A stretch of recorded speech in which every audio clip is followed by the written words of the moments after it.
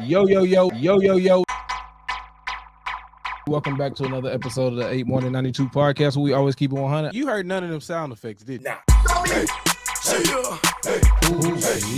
y'all niggas I was gonna keep it street. Oh, then how you coming, Glock? Pause. Okay. It's the 8 Morning 92 podcast. You know how we do. We always keep it 100. Yeah. Yo, yo, yo, what's up, everybody? Welcome back to another episode of 8 Morning 92 podcast where we always keep it 100 with you. We are your hosts, Harrison and Bang. And bang. Bang, boom, boom, boom, boom, boom, boom, Bang, boom, boom, bang. boom.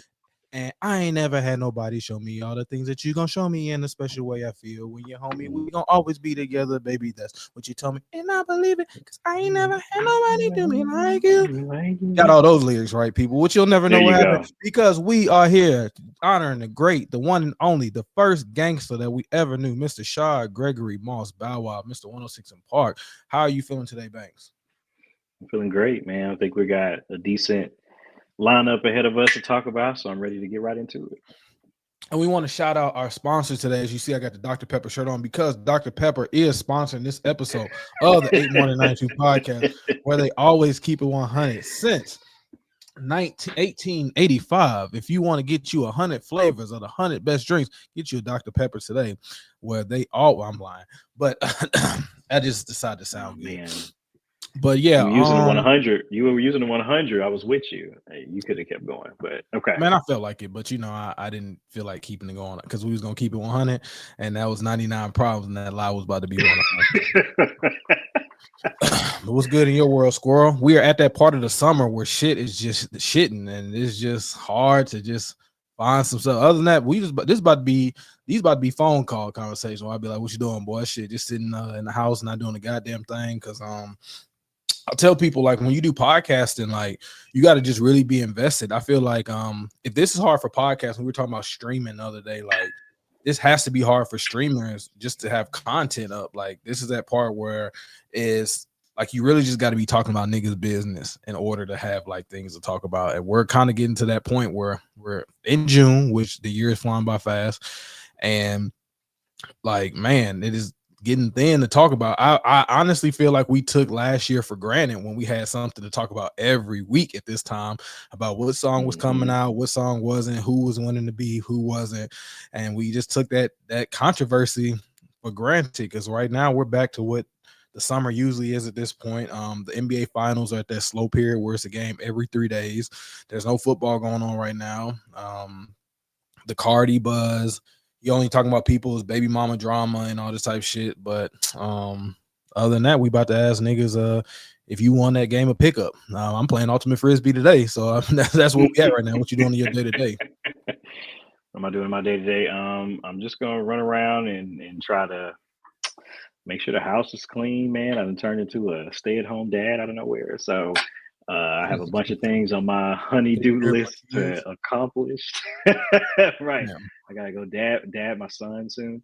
But Last yeah, I nigga mean, that there's stayed not. home with their kids lost a kid, so I'm hoping Lil Luke don't have a ransom for him too. But you got a built-in air tracker with him. That's true. Like he's got an Find a air baby, tag already ready to find a go. baby package. He's on my Find My. Find my pappy. But yeah, other than that, yeah, everything has been it's getting hot. I'm going outside to try to be, I had this conversation with Torrin recently. I asked him, what's your old man thing that's like kind of tripping you up as we're getting older? And you got the popular ones, right, are hair loss, which I'm experiencing. That's why I always have a hat on. Then you got weight gain, and weight gain, Nigga been big. and then you have what is it? Endurance. Your endurance leaves. You're not as athletic as you probably thought you were, especially compared to maybe kids 10 years younger than you or 12 years younger than you. Some of you niggas was never athletic, so don't act like it's That part, that's true. But for those that were, and then they start to see the slowdown, that's a thing. And I felt like there was like one other major one that we were talking about, but yeah, he was sharing that even though he's in the gym and all that other stuff, he's definitely not as his endurance isn't as high as it used to be. Like he said, he was in the gym with some buddies and he was keeping up with everybody. Libido's going down. I don't know. Testosterone. I think libido's for women. Yeah, I don't know, but he was in there. He was throwing the weight around like with them, same. Okay, he was throwing the weight around, and They go say it again. And then they went to the sauna, and then after the sauna, he's like, "Oh, I'm gonna go home," and they were like, "No, we about to run a game," and he was like, "What? No," and so they ended up running the game, and he was like, "Man, I couldn't even keep up." They played like 2 more games after that. He had to leave. So yeah, I think for me, I know for him he talked about endurance. For me, it's me and my unfortunate hair loss. I'm curious before we get into the topic. What's your thing? What's your old man thing that you feel like you are, dealing with right now? My old if man we're keeping thing, it 100, right? Yeah. My old man thing is stretching, like joints and like playing sports. Okay, your mobility being yeah. low. I guess my mobility, like having. So I'm still actively playing sports all the time, but like before when like I could play sports all day nonstop, 4 to 5, 6, 7, 8 games. I'll play basketball from 9 to 1. No problem. Now it's like if I play anything and I stop for a second, I'm done. Or it's if we lose a game of basketball and my joints start to cool down for a little bit, I'm done. Or if after the sports is done and I go home, I am crawling up them stairs. Like he ain't got meg knees no more. Boy, no, they ain't no, ain't no. What's that? What's that one thing where that guy be doing that one thing to This Is Another Nasty song, where he be doing and 1, and 2, and 3. He be counting down. I can't think of it. Scrub the ground. Ain't no scrubbing no ground. Nothing. I'm damn near crawling up the stairs. Joints be hurting. Nigga done had to figure out what biofreeze was. Oh wow. Yeah, so stretching, can't just jump out there no more. That's me. That's my old man phase. And then on top of that, being a role player. Niggas just go out there and before nigga can take over the game, had them little bursts where it's like, okay, cool, you going to D-Wade mode. Now it's like just can't go bang, pause. Can't just go bang and like try to do all these moves like you looking like Russell Westbrook now. He soared to the rim and start missing and shit like that. Yeah. Old man game is like thinking you can just go off all athleticism. Nigga need to learn a shot. Yeah, so that's mine. Okay.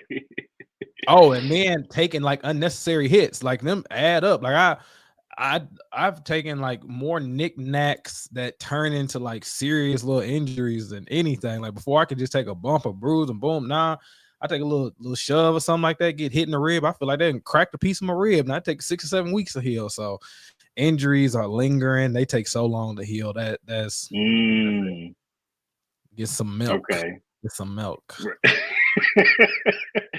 Okay, that's fair. And to transition into the topic, man. Speaking of being too old for shit, we got Wayne dropped the Carter 6. Yeah, so I'll let you speak on it. Yeah, I mean, Wayne dropped, but did anything actually land, right? And I feel like, Wayne was not once, because he's still fire when it comes to his lyrics and so on and so forth. And I'm gonna stand on the hill that he's a god level rapper.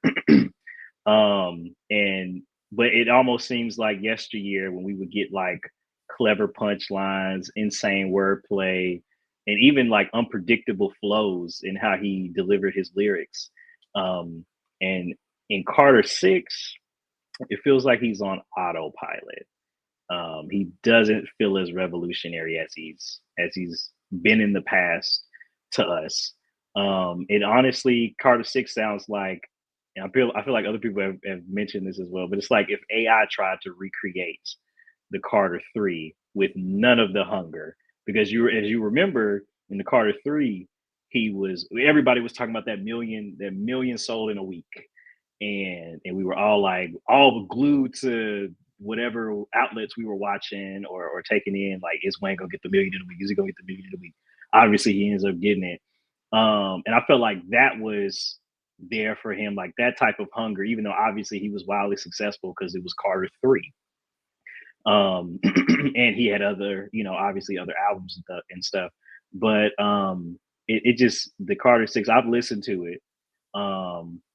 And it's just not it. I think one of my friends told me it's just not his season. He can still rap. It is just not, it's not the season for bruh. I mean, if we are comparing, like, things like Mrs. Officer or Let the Beat Build to tracks like, the Elephant track that's been super popular right now, it's just missing energy. It's missing originality and quotables. Like, and that's what we really know Wayne for, is delivering those quotable lines that we would put up somewhere in any sort of status or headline. And it's just not there. And I guess I had this conversation with someone, I was like, what's wrong? I was like, why are we not, why is this not, believable anymore? And I think we kind of came to the conclusion, like, has Wayne become just such a huge figure that, is he too rich to rap hungry? Like, is that a thing?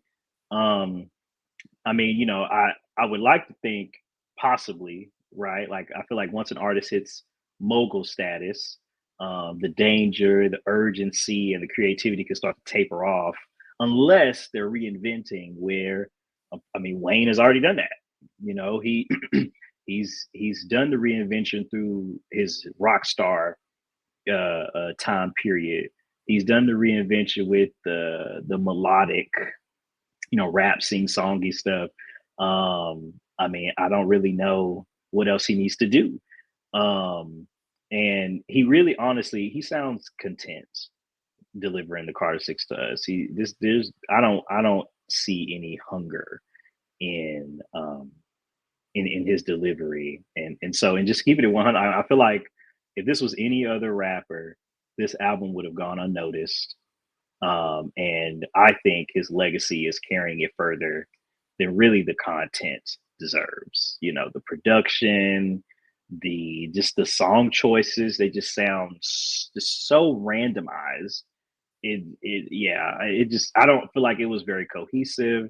And we could kind of go back and forth on, maybe past projects, but I could probably make a decent argument that his other projects were a lot more cohesive than this. Especially when he talked about, like, when he would do offshoots and do, like, I Am Not a Human Being, so on and so forth. We kind of knew what we were getting there. So it's not even like Wayne doesn't understand the idea of a concept album or having things be, that having things make sense together. But yeah, this album just wasn't it, and I feel like the internet is echoing that same sentiment. I mean, how have you had a chance to at least listen to some of the feedback? Or, for me, the best song on there is obviously the one with Big X, The Plug. And it's really, like, I think Joe Budden shared this. It's almost like it's Big X's song with Wayne on it. So that's, to me, was like the standout record on that end. Have you had a chance to listen to any snippets or anything of it, or, like, what's your take on what you've been hearing or seeing? I always say Tupac and Biggie got blessed by dying early. You just never want to see a hero live out their lives sometimes. Wayne is a perfect example. I hear the Carter 6 was straight ass gas. I didn't personally listen to it. Once I saw the reactions from it, I just was like, I'm not gonna let this ruin Wayne, because I was listening to the Dedication 2 and I was listening to the Carter 2, and I was just listening to some of his older songs, the Drought 3, and just some of his other features, even some of the ones he did recently with, like, Corday, and where he still had, because I heard, from what I heard, his features, I mean, it was like you said, the song, the beats and stuff, like it, his bars were good. It was how he put the album together. It was bad. Like, he just didn't know how to put a functional album together. That was where it messed up. Yeah. And so I'm just kind of like, at this point, like, Wayne, what is it that you trying to prove with anybody?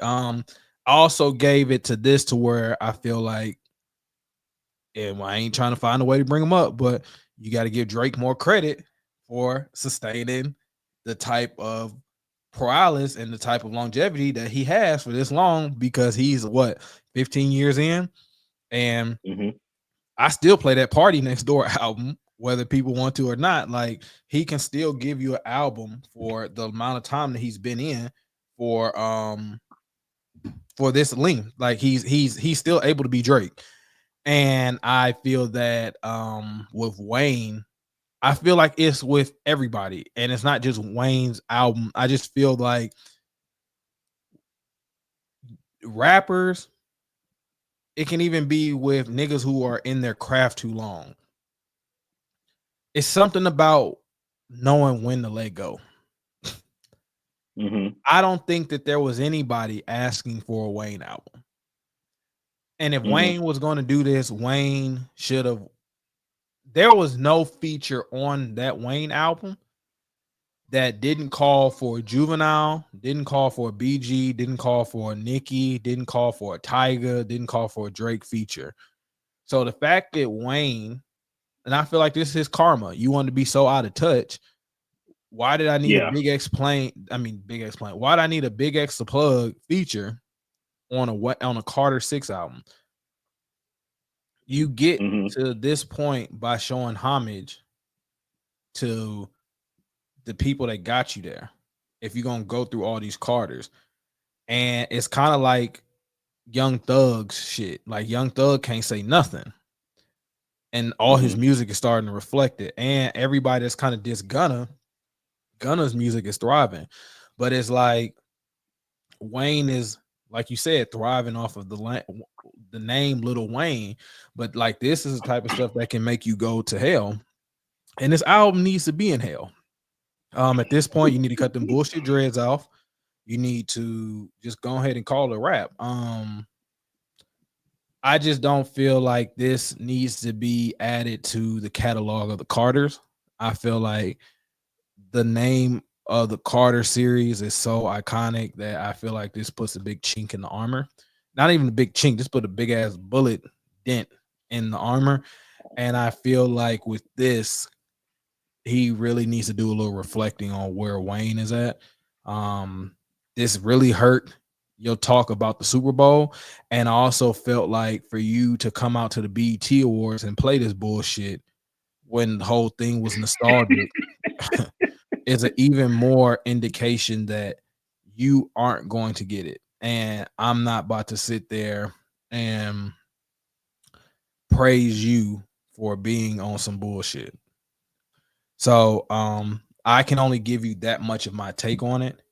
I think that Super Bowl take is kind of unfair, because I mean, he wouldn't perform this at the Super Bowl, to be fair. I'm not saying he would perform it because the album wasn't out, but what I'm saying to you from that is, for you to go out there and the theme of the BET Awards is nostalgic, and your ass play Lollipop, which is, or I'm sorry, a Millie. You could play Lollipop at that point, but I don't get why you're so stuck to that song at the BET Awards. You got any other song you can do? You could have did Mrs. Officer. Anything. It just shows that, like, you're out of touch. You're out of touch with that bullshit album. You're out of touch with what Wayne needs to do at this point in Wayne's life. You're out of touch with what hairstyles are in. You're out of touch with the size of your clothing. You're out of touch with what people want to hear. You're just out of touch. And speaking of BET, the BET Awards happened, and outside of Wayne's bad performance for a bad album, how did you feel that the BET Awards went? Off the cuff, I felt like the BET Awards was, I feel like my personal take was that it was actually enjoyable to watch. It seemed like smooth. A lot of things made sense. My only gripe, and I think maybe this just might have been, I just didn't understand what was going on beforehand, but I didn't understand the distinguishing, like, icon award or lifetime achievement. Like I felt like that, like they gave like 4 iconic things out. One for Jamie, Snoop, Mariah, and Kirk Franklin. I think somebody out there let me know what I missed. I guess a quick Google search probably could have helped me, but I don't feel like doing that. So I just didn't understand what the differentiating factors were for all of those, if any, because they played, they played Jamie's, or they had people sing Jamie's music, which was like standard practice, but I don't think they had anybody sing Mariah's. And Snoop performed his own stuff during his or after his acceptance, and then Kirk Franklin did the same thing. I just didn't really understand that part, but other than that, I mean, it was great. The nostalgia was amazing. Kevin Hart as the host was fine. Um, he brings a polished, likable character to it.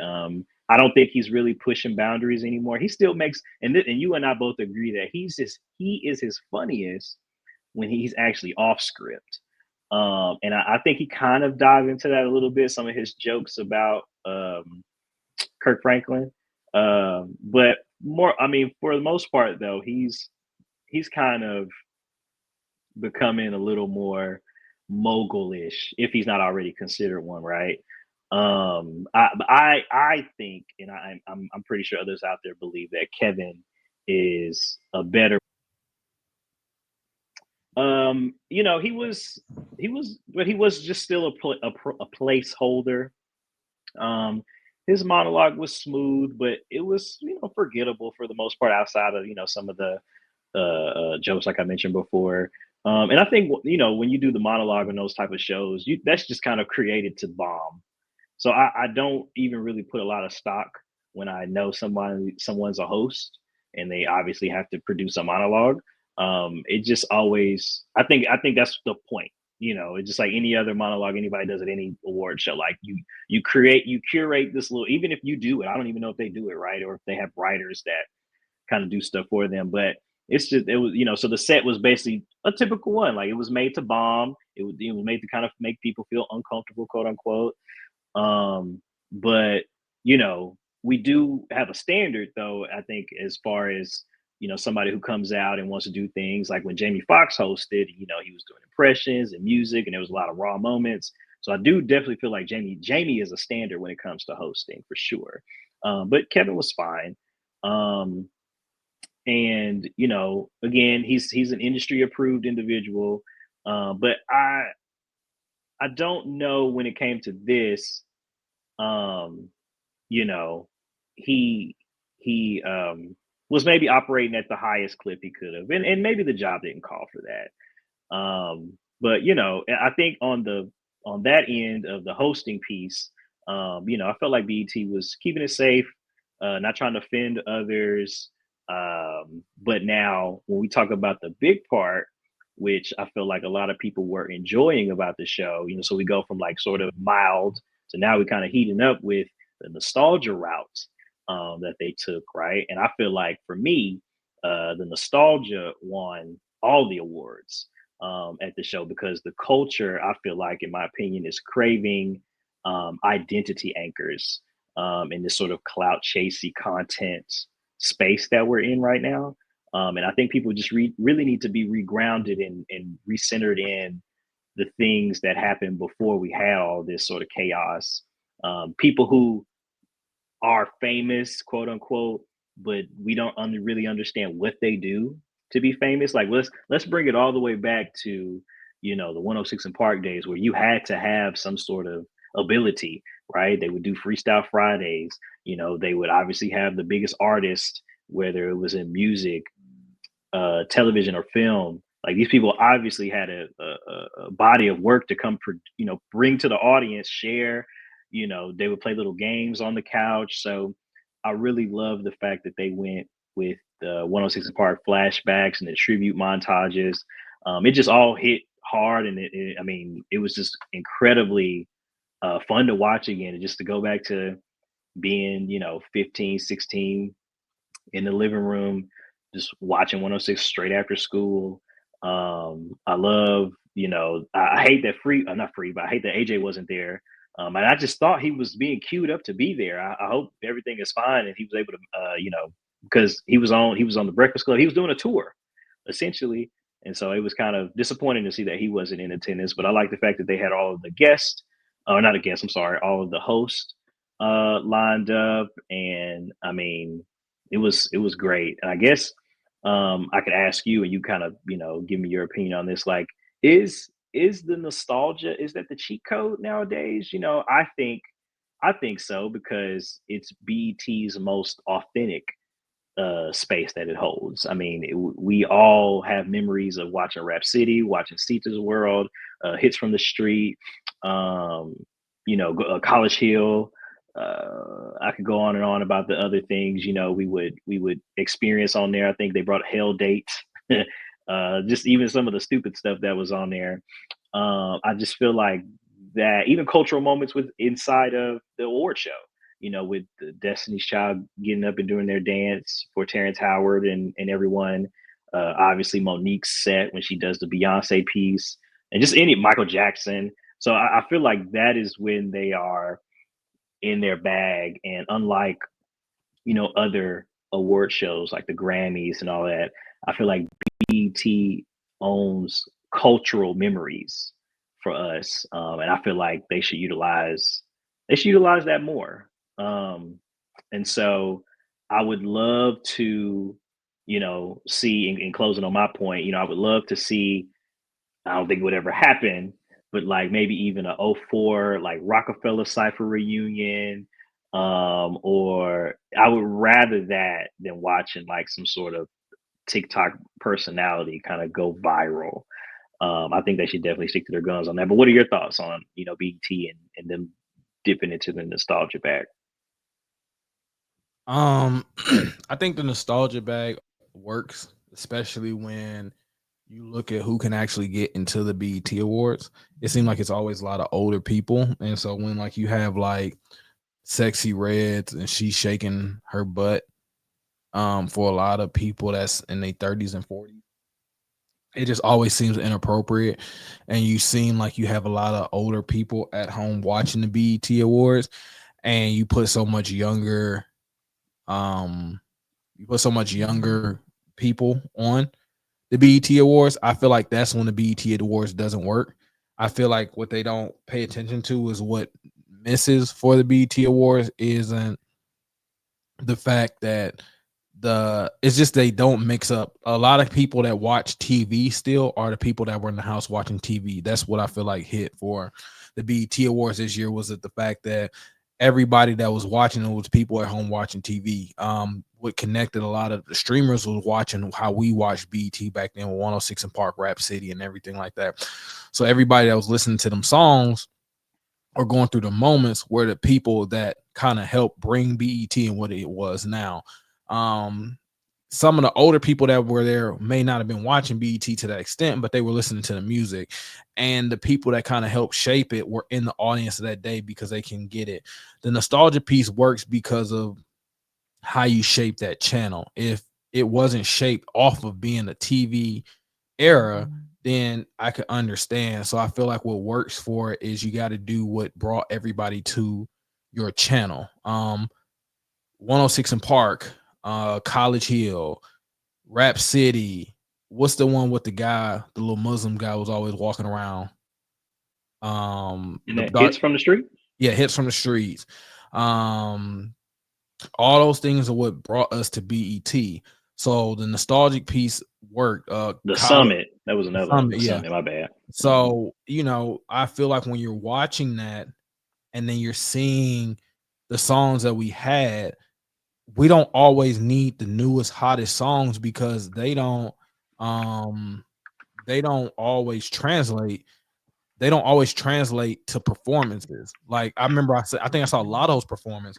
Her performance was terrible compared to like watching B2K and watching Bow Wow's, or watching Bow Wow. even T.I. T.I. was T.I. still, but it's just like his stage performance will always be T.I.'s stage performance.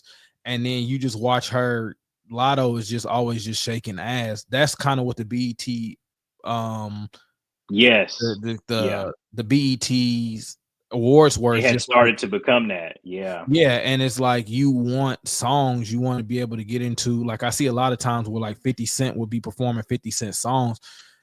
It was just becoming too like too I don't know the right word to say for it, but watching the nostalgic factor, you see that there was so many different kind of genres of performances, and performances meant something. Yeah. Um, Because and all then those songs sounded different. yeah, T.I., exactly. Bow Wow, B2K, Jim Jones, all of those songs sounded completely different. And then what I liked about it was I felt like it didn't feel uncomfortable having something like, yeah, Stevie Wonder, Jamie Foxx, then you had Kirk Franklin. It didn't feel uncomfortable having church folks in there with young niggas. Yeah. Um, Bobby Jones. Yeah, I felt like that's what it was. I felt like it felt comfortable again to have everybody there. So I felt like that was a good job it did. And then also with when you had, like I said, then you bridge our generation with the Drew and Kai Cenat generation. So now we already said the 106 and Park stuff. We already said the importance of what that did for us to shaping us who we are. Then what Kevin Hart did, I thought was very funny, was very good, was bringing the streamers into it. So you had Kai and Druski, who was very instrumental in bringing the streamers. They don't watch TV, so they got to see what it was like for us to be in them environments, which I thought was very helpful to bring in more relevancy and more eyes and bring back the prominence to the BET Awards. I thought that was probably actually the smartest play of all, because we were just talking about how impactful streaming was. So to have that in the BET Awards, I felt that was very powerful, because I feel like personally, as much as people don't want to say it, BET and Tyler Perry get too much shit for the things that they go out and do for black people. I feel like you smack the hands that for people that try to do so much for you so often, and it's like they're the only people that's going out their way to do some shit for you. And I'm just glad for all the people that actually ended up showing up to this BET Awards: Mariah Carey, Yeah. Jermaine Dupri, Stevie Wonder, Jamie Foxx, um, T.I. Kendrick showed up. Fuck him. And they're on tour right now. They had Kerry Washington, they had Tisha Campbell, they had I think I said Snoop. They were getting the icons as well, but it's so many years that they skipped the BET Awards. You need those type of faces there. Yeah, you need anchors there, yeah, for sure. Yeah, so you definitely need that to bring back the relevance. If y'all ass can show up to the Grammys and the VMAs and the Oscars and stuff like that, y'all, we need to show up for our own. So I wanted to ask you your stance on it. What did you feel like the impact of seeing the streamer universe in the BET Awards? How did that make you feel? Yeah, it was fun. I mean, it brought back even a bit. I can't call it nostalgia, because they were all together not too long ago last year, but that definitely was a moment of Kevin and Druski and Kai all during the streamathon, I believe it was. I think we got to just we just got to have real talk in that streamers command undivided attention. And that's something that linear television lost a while ago. Kai and Drewski and all of these other entities, they aren't just funny. They have created, and I mean, they have, yeah, I could safely say, like, they've created a separate ecosystem of digital Black culture and media. I mean, Kai goes to sleep, and millions of people tune in to watch him do nothing. Um, and and not to say that, nothing disparagingly, like, obviously he's on there. He is a vibe, right? And so he keeps everything going. He would be, I think, an ultimate host, showman of sorts. You know what I'm saying? Like, whenever I do watch a clip or clips of anything he does, I mean, I see why people want to drop by.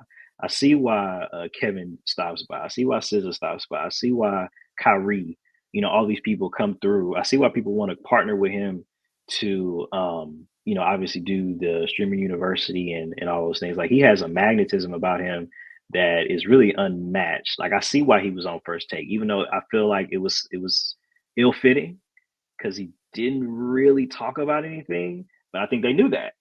They knew like, oh, we're gonna get the streaming kid on here, and all of our nephews and nieces and cousins and whatnot, they're gonna go nuts because it's Kai. And I mean, that in itself is a level of stardom. And I And said this to you, and I don't mean to cut you off.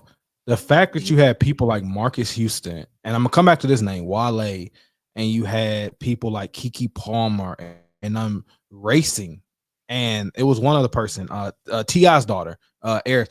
They were racing to meet Kai, and we know them for our sanctity of like these are our celebrities. They're Yeah, racing to go meet Kai, and as we seen from Wale, he don't even know all y'all. But y'all racing to go meet him. You gotta get what I'm saying? To let you know, like, yeah, his impact, which is so funny to me because me and you have never watched a Kai stream. But go ahead and no, I just wanted to say, like, his impact on their culture. I've seen him get arrested because kids start riots over Kai. But like to see like T.I. Harris, Harris, which is T.I.'s daughter, sit there and not realize who her father is, which she does, but to sit there and be flabbergasted over Kai and your daddy is T.I. It's yeah, crazy to watch Marcus Houston, IMX, Immature, Roger from Sister Sister sit there yeah. and have to kind of go out his way to introduce himself to Kai Cenat. It's crazy, man. Go ahead. hmm No, yeah, I mean that's an incredibly strong talking point. Yeah, I think going forward, they don't need to just be invited to these sort of award shows and things of this nature. Like they need to be involved. Just imagine, to my point, right? If Kai was producing, some part of the BT experience. Not to say that I guess he might not have, but like just think like if he did, then of course it would be streamed and it would be a deal. Or if Drewski, curated some sort of comedy segment instead of like the skits that he obviously hilariously does right now, like that would be, in my opinion, that would be a great use of integrating them into linear television and even attempting to bring people back, if that is obviously truly the goal. But yeah, in closing, I feel like streamers have the power that BET wishes it had in the 18 to 24 demo. My question to you is so we seen I seen at least when Wale and Kai were walking down the downstairs, Wale was playing the Switch, and which is we're gonna switch to a topic right after that. And Kai just happened to pass him, and he said, "Oh man, you playing Smash Brothers?" Kai didn't know that was Wale. Hmm Uh, once Wale found out that information, it kind of made Wale feel a certain type of way. Do you feel now Kai wasn't disrespectful, but Yeah. Wale feeling butt hurt? Do you feel like it was justified? Do you feel like Kai was wrong for not knowing that's Wale? Now Kai's 25, so it's kind of weird, but he ain't American, he Nigerian. So I mean, but Wale's But Wale Nigerian too. is, yeah. So I just feel like, do you feel like what do you feel about the whole exchange about it? Like, what's your stance on the whole Wale not being known by Kai and Wale getting upset by it? Do you feel like it's just Wale pulling another Wale thing, or let me know? So I'm gonna take the take of, I actually, because I've listened to the audio several times and watched the moment. It it really felt like nothing. Like it felt like, to play the entire scene back, they see each other in the hallway. Wale acknowledges Kai first.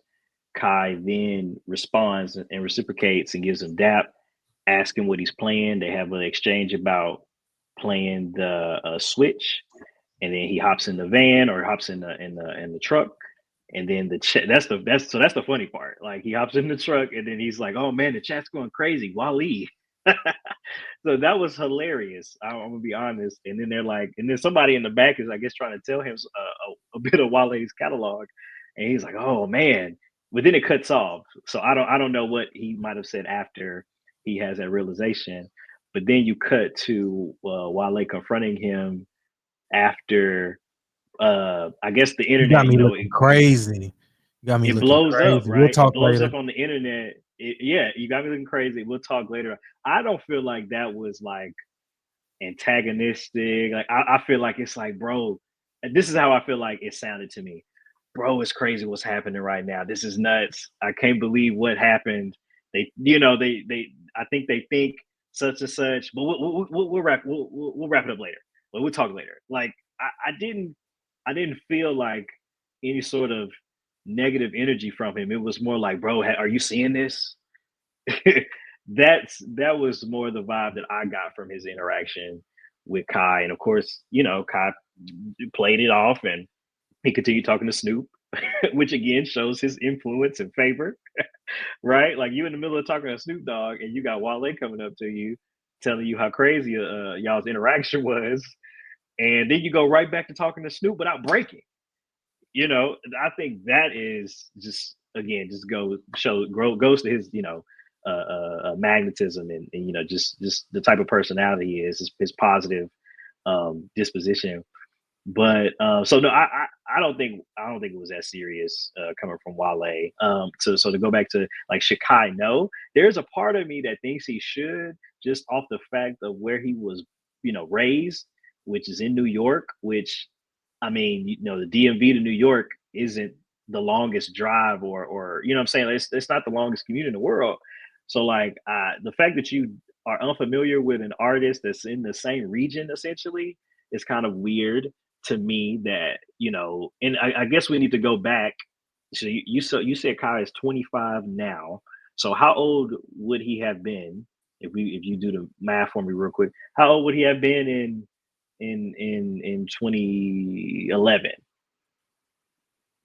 What, because that's around the time to the 2010s is Wale, J. Cole, Drake, so on and so forth. So we need to figure out how old he would have been in about 2010, 2011. And I still don't really think that, I'm not shooting him bail at all, because I think you should know who Wale is. Let's not. He would have play been the about game. 11 years old. Okay, 11 years old. So he would have been 10 or entering 11. middle He would have school. been, yeah, he would have been 10. If he's 25 now, he's born in 2000. So 2011 would have made him about 10, 11 years old. Okay, so he's in leaving the 5th grade, entering the 6th grade, or one of those two. You know, The especially if nigga you had listen to the more like than Black one song specifically. besides No Hands. For He had sure. Lotus Flower Bomb. He had Yeah. Diced Pineapples. He Yes, I'm had, saying from that yeah. time frame. Like, so basically he was popping during Kai's middle school career. And I think at that point, that's when we're probably taking in the most music, and at least up until a point. And then I think in high school and on, like, yeah, it probably doubles at that point. But like outside of like having a job or something like that, like you doing nothing but taking in media is what I'm saying, and so that part is a little unbelievable that he didn't know who Wale was. I just can't really stand by, not that he was like lying or being disingenuous about it, but it's more like an unbelievable fact. Like, I was like, what do you mean you didn't know who Wale was? Like, yeah, that part didn't really make any sense to me. But overall, I don't think it was the biggest deal of an interaction when he brought that up to Kai. I think it was more like laughable. I think he laughed about it, which again goes to the Switch commercial that he ended up kind of editing together. But I mean, you have thoughts? I don't have too much more than what you said. Oh, I'm saying, do you think otherwise? No, I'm Do you saying think it I was that agree. serious to him? I don't think it was Okay. that. I just think it's Wale being Wale. I think it could have been a tweet. That's crazy. I don't think it was that funny. I mean, I don't think it's that much. I think he looks worse for pressing him, but I also feel like Wale always has a way of doing something to where you'll be like, "There go Wale being Wale" type shit. So, I feel like there go Wale being Wale type shit. And I look at it like that. Okay. He can just always do something to where you just kind of roll your eyes. And to where you remember like where he was on the Breakfast Club just getting so upset. I feel like Wale thinks Wale is bigger than Wale. And I'm not trying to keep saying his name over and over again for comedic purposes. It's just that he always has a way of turning people off by his bravado. And I feel like this is one of them ways. I would understand if he dissed you, but he didn't. But then to run up on the nigga again, if you clearly know that he didn't know who you was, that doesn't make it any better. And on top of that, you know the nigga streaming. If he was streaming before, he was streaming still. So I just feel like it just makes it look worse. But I mean, it is what it is. Like I said, he got caught playing the Switch. And speaking of Switches, we could switch over to Nintendo. I just happened to see this. I thought this was really kind of funny how crazy gaming is. So the Nintendo Switch 2 is out right now, and it's breaking records for how fast it's selling out. It's still very popular. I want to say it's $399 for the Nintendo Switch 2 that's out. It's basically an upgraded version of the Switch, which is very fun to play with. I have one for myself. I actually have every gaming system. Don't ask me how. I'll tell you actually how I got this. My dad worked at General Motors. My dad made $100,000 a year. My dad was able to take himself everywhere he wanted to go. And sometimes he took us somewhere so he could say he took us. But in the meantime, my dad decided not to give me all the stuff that I asked for as far as certain type of things. I got some stuff. Don't get it wrong. Like I got gaming systems and everything like that. But if it was not with James, yeah, I didn't have a bowling alley. If it was not what James Harrison wanted, or he didn't feel like he James could brag Harrison on Sr. it, yeah, Senior wanted, he could not brag on it himself. I didn't get it. Now I got Game Boys and I got certain things, so I'm not gonna say I was deprived. But like when South Pole and jerseys and everything came out, if you saw me wearing that, it's because they were his and clothes were worn big. So I would just wear his clothes when he wasn't there. But ourselves, my dad could afford certain type of things and he did not get his kids shit. So when I got older, I said if there's anything I want as an adult, I would get. So as of this moment, we have the 30th anniversary PlayStation 5, or have an Xbox Series X, and we have a Switch. But I'm not getting the Switch 2. It's one of the top selling games right now. I just had to get that trauma dump out to let you know, fathers and all that type of shit. Your kids are a reflection of how they raise. There are a million pair of shoes in my closet right now because of I had to get K-Swisses as a child. As Banks, when he has Jabot pants, and I had only one pair that my sister stole, and I wore those Jabot pants every chance I got, while Banks was looking cool with his little bullshit ass Air Forces because he thought he wanted to be a Crip. Recording. But the Switch is doing numbers for other things. The other things is this high ass games. Mario World is on sale for $119. How do you feel about game? You can say damn. How do you feel about the pricing of games going up for games? Basically, when we used to play games, $40, I think was like $40. Yeah, for a game, and that was doing a lot.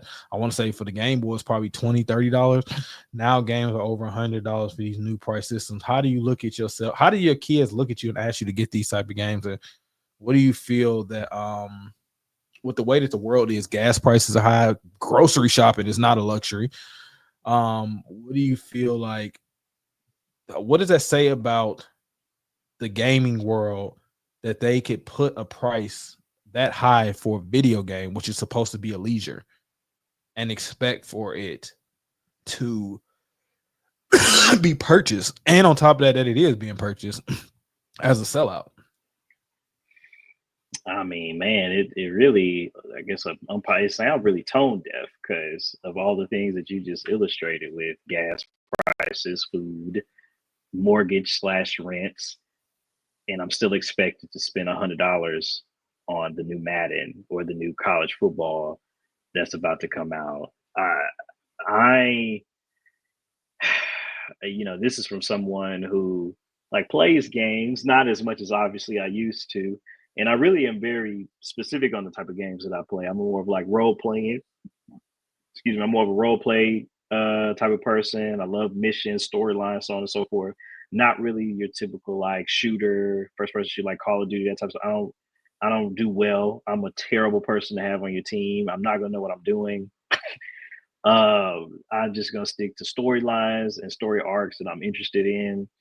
But even then, it's like, man, when I purchase, the new Star Wars game, I'm like, my God, like, why am I spending $80 on Star Wars game? And I think so. Yes, tone deaf. I don't know what it would be like for Luke to ask me, "Hey, Daddy, buy me this $100 game." If anything, I would probably pressure him like I pressure myself if I'm about to spend $100 on a video game, then you need to beat this thing to 100% completion. You need to do all side quests. You need to download every type of DLC pack, like whatever comes with this game, bro. Like you need to get every skin. You need to do everything to complete this game in total, so that the hours that are logged in match up to the amount of money that I'm spending on a game. And that's the same charge I give myself. Like when I'm playing a game and I've spent $70, $80 on, my God, I try to stretch the game's life out as long as possible. And I'm not anymore anyway. You know, I used to sit for hours on end and play a video game, and that still happens, but just the time frames are shorter, just with obviously life happening, you know, being different now. But yeah, man, I'm not a fan of the increased prices in the games. And if I do find myself spending money, I need to do some self-talk. I need to tell myself this is going to be good for your mental health. This is what you know, this is what leisure looks like. You know, take a break. Like I got to do a lot of extra stuff to get myself and my pockets prepared. But yeah, that's my take on it, man. The games are way too high, and it's just other stuff happening out here for me to be stressed about on top. And this is supposed to be a de-stressor. The game is supposed to be something that we're supposed to escape reality to go do. And when you cost me $100 to escape into you, I don't know. That feel like you Pause. compounding. I knew that was coming. But yeah, Pause. that's my take. I walked right into it. I walked right into that one. Pause. Yeah, That's what. that boy went 3 for 3. That boy freaky boy. Shoot. I need to take a breather real quick. We need a refresh. Yeah, nigga need a rebrand this. Golly. Don DeMarco. Shit, pausing up out here. I'm sorry, people. That kind of took me by surprise. Pause. Wait, that nigga just came out the gate. Oh, bang. You need Michael Breen for that. I just like I said, I ain't about to go too further. I'm not about to continue on what you said. You basically hit all the wickets for that. Basically, if I spend $120, nigga, you are 100% completing that game. Every achievement, you will eat, sleep, and piss. Mario World 64. I just think that's ridiculous for a game. I don't see a problem if I see crime go up because game prices go up. I don't have a problem with it.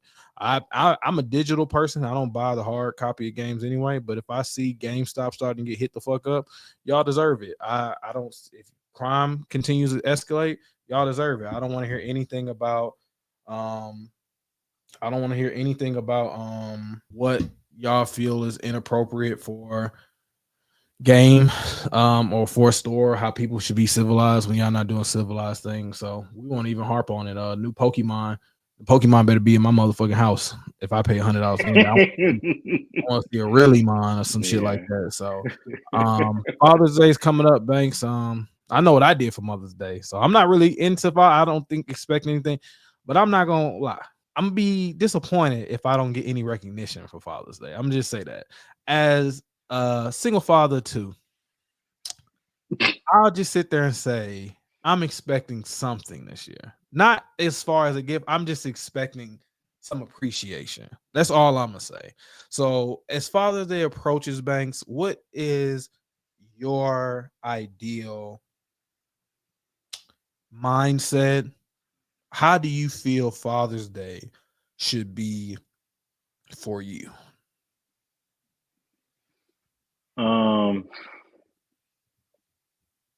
That's a good question because I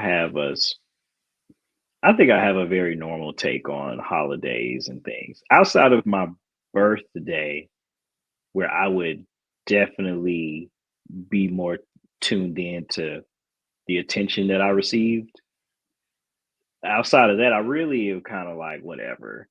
And so for me, Father's Day isn't the biggest deal in the world because I mean, I know it's a day reserved to recognize the father, the fathers, the father figures, so on and so forth. And I think recognition is important.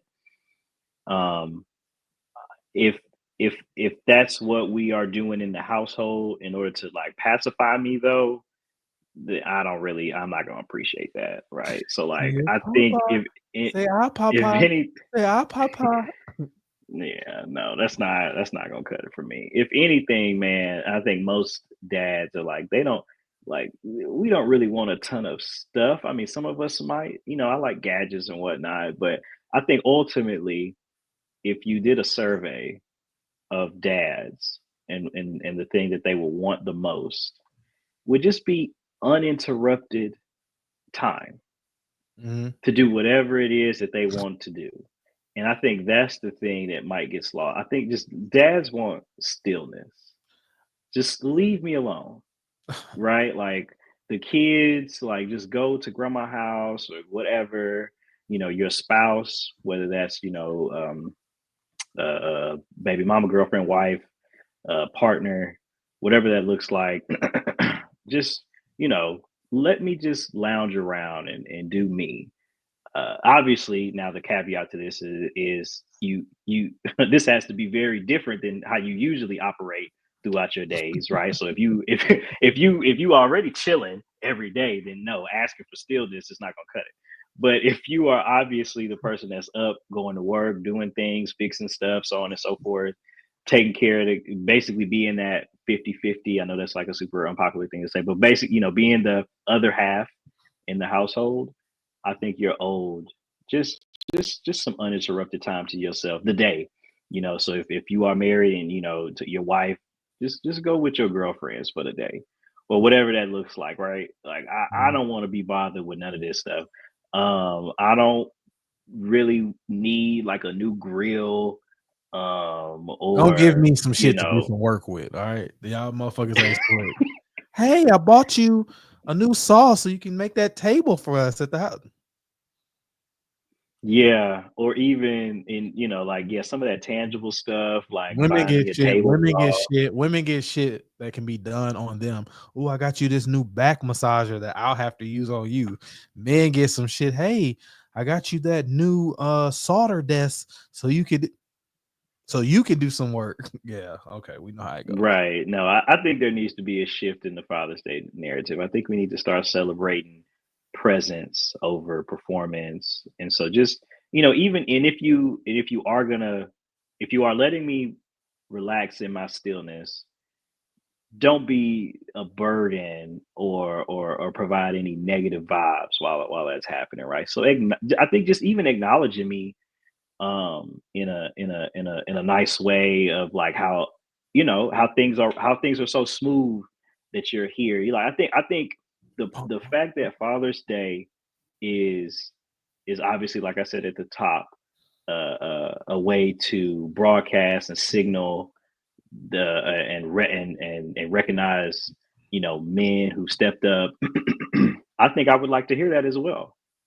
And I feel like all of the women listeners out there, I would charge you to the either the father figure in your life or the adjacent individual that is a father. Oh, you Just hold. speak life in, just speak life into them Nigga trying to be and let them know that they are doing a fantastic job, um, and that they are appreciated.